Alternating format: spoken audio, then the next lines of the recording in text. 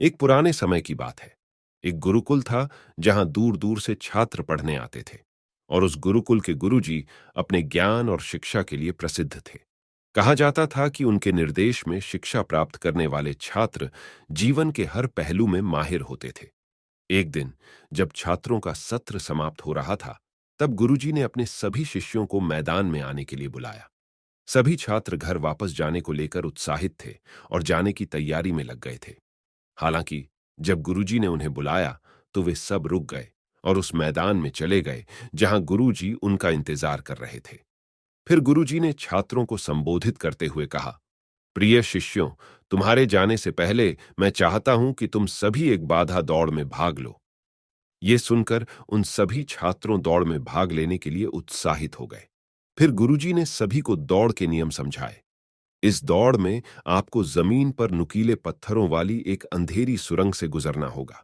दौड़ में आपके धैर्य की परीक्षा होगी और आपको फिनिश लाइन तक पहुंचने के लिए सभी बाधाओं को पार करना होगा। ये सुनने के बाद सभी छात्र चुनौती लेने के लिए तैयार थे और उन्होंने कहा, हम तैयार हैं। दौड़ शुरू हुई और सभी छात्र अपनी पूरी ताकत के साथ फिनिश लाइन की ओर दौड़ पड़े। जैसे ही वे सुरंग के पास पहुंचे, उन्होंने देखा कि सुरंग के अंदर की जमीन थोड़े नुकीले पत्थरों से भरी पड़ी हुई थी, जो उनके पैरों को चोट पहुंचा सकती थी। जमीन पर नुकीले पत्थरों से बचने की कोशिश में पहले कुछ छात्र सावधानी से सुरंग में दाखिल हुए। हालांकि जैसे जैसे अधिक से अधिक छात्र सुरंग में प्रवेश करते गए, स्थिति बदलने लगी। कुछ छात्र नुकीले पत्थर उठाकर अपनी जेब में डालने लगे ताकि उनके साथी छात्रों को परेशानी ना हो। कुछ छात्र नुकीले पत्थरों की वजह से संभल कर आगे बढ़ रहे थे, तो कुछ पत्थर उठाकर अपने साथियों की मदद कर रहे थे। आखिरकार सभी छात्र सुरंग से बाहर आ गए और दौड़ समाप्त हो गई। गुरुजी सभी छात्रों के प्रयासों से प्रसन्न हुए और कहा, शाबाश सभी को। आप में से कुछ ने बहुत जल्दी दौड़ पूरी की, जबकि अन्य लोगों ने अधिक समय लिया। ऐसा क्यों? सभी शिष्यों में से एक शिष्य ने विनम्रतापूर्वक कहा, गुरुजी, हम सब एक साथ दौड़ रहे थे, लेकिन सुरंग में पहुंचते ही स्थिति बदल गई। कुछ नुकीले पत्थरों के कारण सावधानी से आगे बढ़ रहे थे, जबकि अन्य चुभने वाले पत्थरों को उठाकर अपनी जेब में रख रहे थे ताकि पीछे आने वालों को परेशानी ना हो। गुरुजी ने धैर्यपूर्वक शिष्य की बात सुनी और फिर बोले, ठीक है, जिन छात्रों ने पत्थर उठा लिए हैं वे आगे आएं और मुझे वे पत्थर दिखाएं। कुछ शिष्य सामने आए और पत्थरों को निकालकर गुरुजी को दिखाने लगे।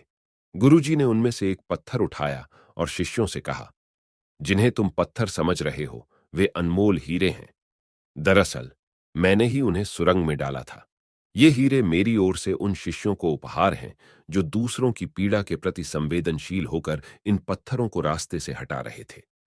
गुरुजी ने फिर उन सभी छात्रों को समझाया कि यह दौड़ जीवन की प्रतियोगिता को दर्शाती है, जिसमें हर कोई एक दूसरे से आगे निकलने के लिए दौड़ रहा है, लेकिन अंतिम लक्ष्य उसी का सिद्ध होता है जो दुनिया की दौड़ में दूसरों का भला करता है।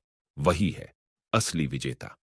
छात्र यह सुनकर चकित रह गए और उन्होंने महसूस किया कि दौड़ जीतने से ज्यादा महत्वपूर्ण दूसरों की मदद करना था। उन्होंने सीखा कि जीवन का अंतिम लक्ष्य सिर्फ सफल होना नहीं, बल्कि दूसरों की मदद करना और उनके प्रति दयालु होना है। उन्होंने इस मूल्यवान पाठ के साथ गुरुकुल छोड़ दिया और सभी अपने अपने घर चले गए। ये कहानी हमें ये सिखाती है कि जीवन की दौड़ हमें केवल जीतने या पहले फिनिश लाइन तक पहुंचने के बारे में नहीं है। रास्ते में दूसरों के लिए दयालु और मददगार होना भी उतना ही महत्वपूर्ण है।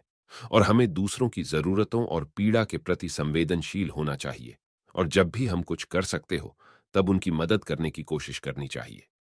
जिन छात्रों ने नुकीले पत्थरों को उठाया और अपने साथी छात्रों की मदद की, उन्हें कीमती हीरे से पुरस्कृत किया गया, जो दया और करुणा के पुरस्कार का प्रतीक है।